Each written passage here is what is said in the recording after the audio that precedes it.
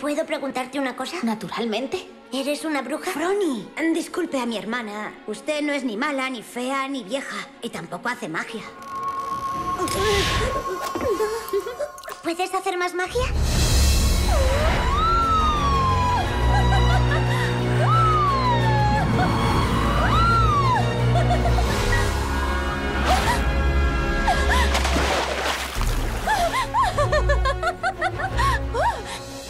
Si quieres ser una buena bruja, algo tendrás que hacer. Pues claro que quiero. Me muero por bailar en el Monte Brocken.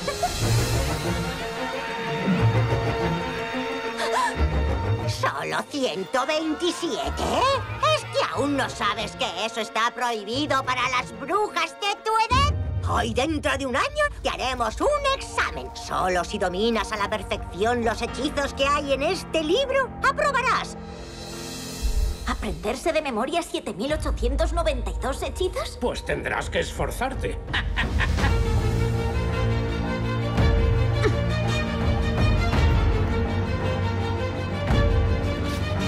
Rumpumpel, menuda sorpresa. Tengo que ver cómo vas con tu entrenamiento. Bien.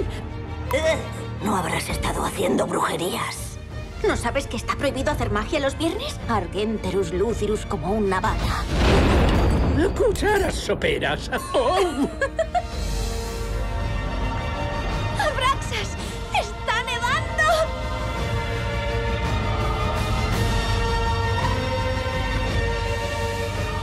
¿Y tú crees que una buena bruja hace esas cosas?